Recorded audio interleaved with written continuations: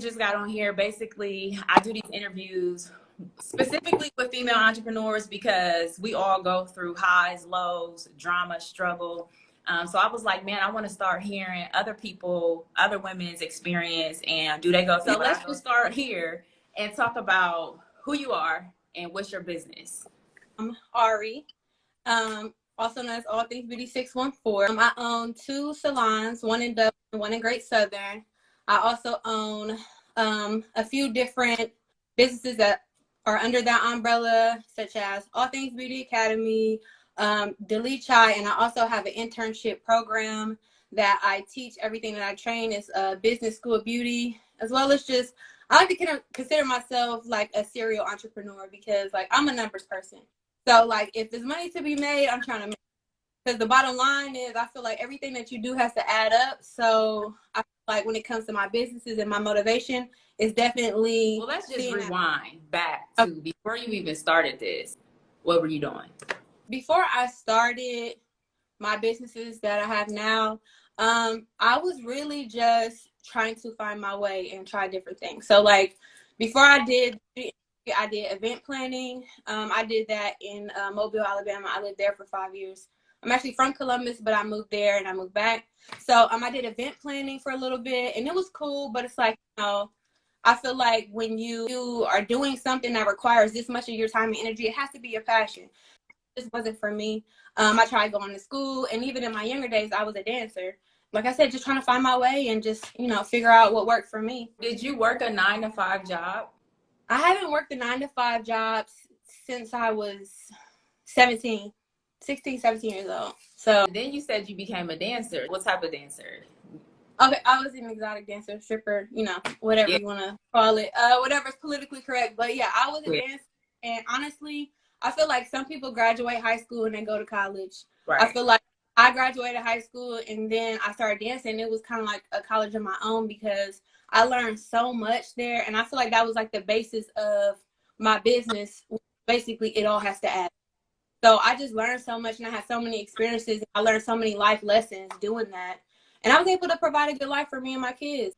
I consider myself a pretty transparent person. Everything I've been through, everything I've done, it made me who I am now. So I made connections that helped me to this day in that industry. Yes, sir. How did you transition from being a dancer? I basically found my business mentor when I was dancing, a guy named Neil. So I met Neil when I was dancing, but he was dating another dancer there.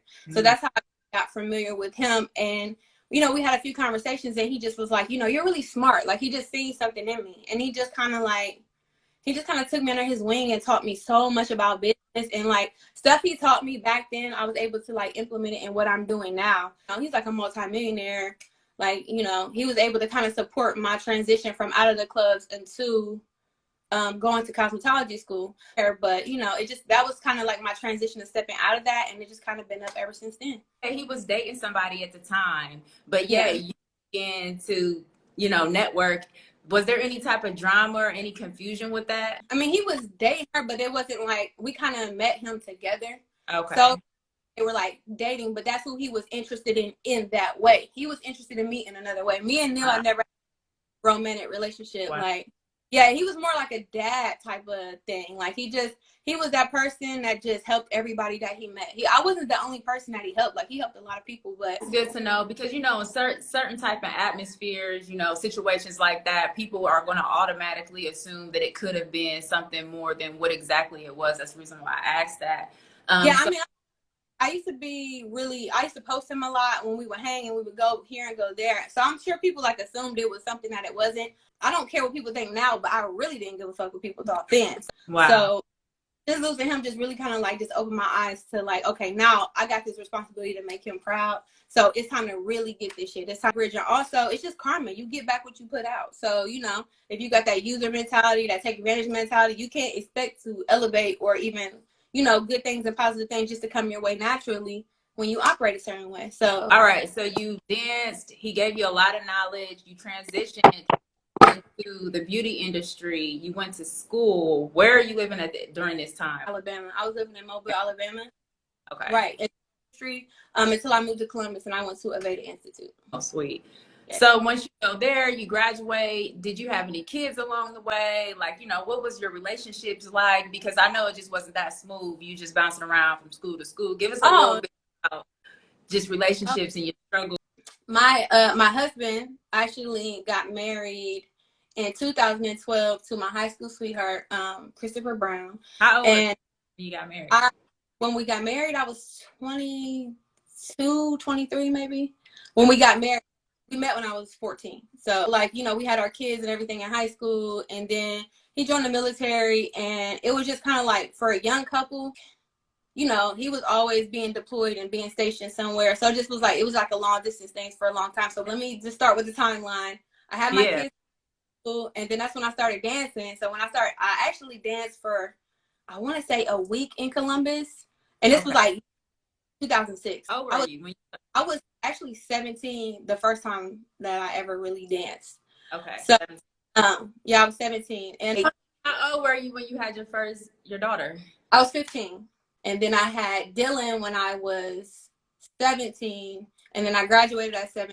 And then I started dancing after I graduated. And then shortly after then I turned 18. So you was on your grind for sure. Because it's like, at the end of the day, it's like I had these kids to feed and I had to figure it out. So I had to make something shake for sure. Your husband passed away. So sorry to hear that. It was like, dang, as soon as y'all was doing good, he passes away.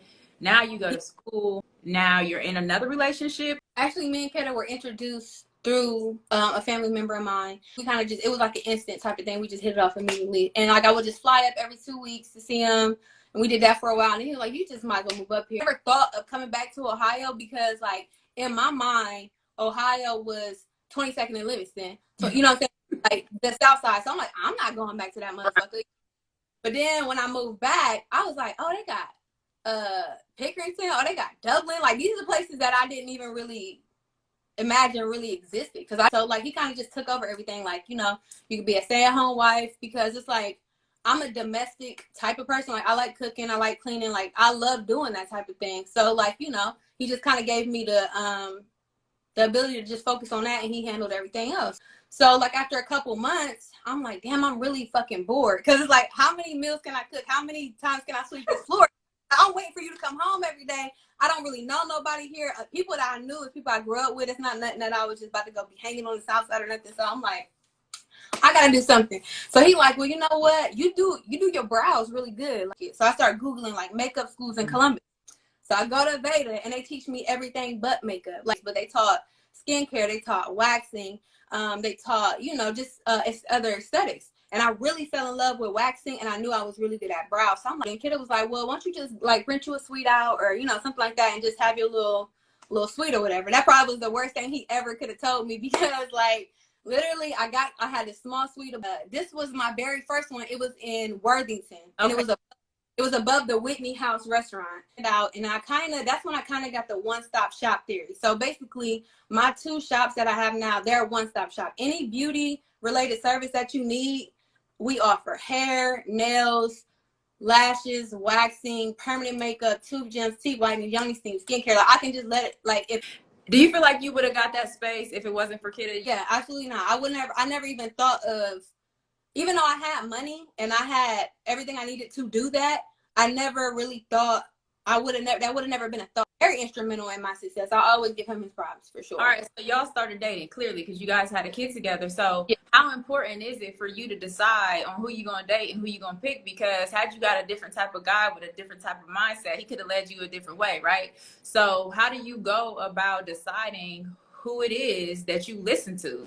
Dating is like instrumental. Who you date is so very important when you're trying to be an entrepreneur, or if you're even trying to be successful in whatever it is that you do, because you need a supportive partner. Are you gonna date someone who is gonna hold you back, even if you're strong-willed and you feel like, okay, I don't care what you say, I'm gonna do what I do? That those vibrations and those seeds that people plant and the things that they say, the spells that they say, those, you know, that resonates with you some way. Definitely. So shout out to him for that. Now, for all the inquiring minds, are y'all still together right now? No, me and Kidda aren't together anymore. We were together for like 5 years, but we're really, really good friends. We co-parent great, and he's like one of my best friends. So are you in a relationship right now? I'm in a relationship. Well, I'm technically single, but I have multiple relationships. So it's like I don't belong body, but people belong to me. What I do it is like, I set up my support system to where it's like, okay, this guy's for this, this guy's for this, this guy's for this, and y'all all working together to take care of the queen that is me. So it just works for me. I don't think that a traditional relationship would be good for my life right now. But what I got going is great. And the men in my life take very good care of me. So do you feel like you have to have men in your life in order for you to be a successful entrepreneur? I don't feel like you have to, but if you're going to, then make sure that they are being there for you financially, emotionally, you know, and being supportive.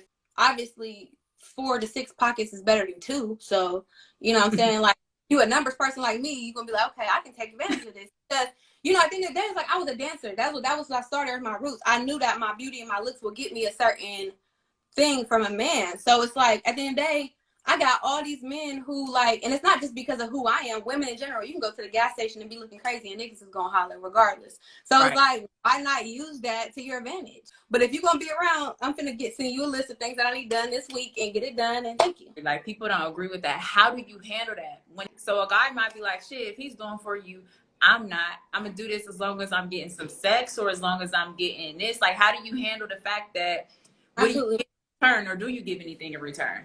Absolutely not. I mean, obviously a woman has needs, so at some point it's going to be somebody that I am intimate with, but that's my choice. But just because you do something for me or just because you're in my life does not mean I owe you anything. I'm a resource. I am an asset.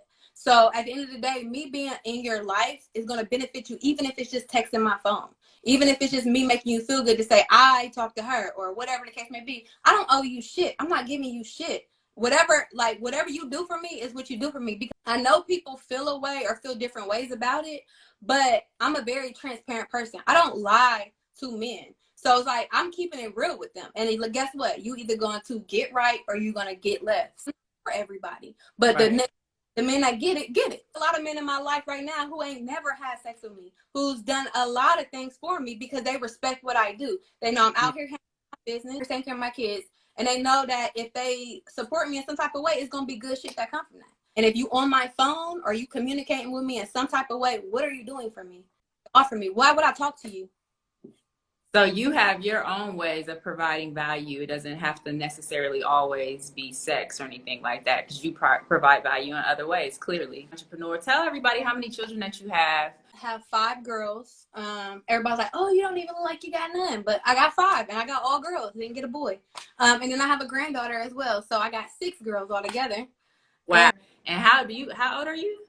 I'm 34. I just turned 34 like 4 days ago. Or Happy belated birthday. So if that's not a boss, if that's not a flex, man, I don't know what is. So let's get into probably the reason why so many people are talking. Clearly you answered the question, do you use guys, and are you a gold digger for guys' money? The guys who think and call me a gold digger have no gold, okay? I date, okay? I date niggas with $100 million contracts, okay? And they have no problem sending that shit right through. So it's like, they don't care that that I require, you know, a certain thing for them, because my thing is like, whatever you trying to do for me, I can do for myself. And then on top, like, money is the prerequisite. I'm not going to just fuck with you just because you got money, because this niggas out here with money that's cornballs. Like,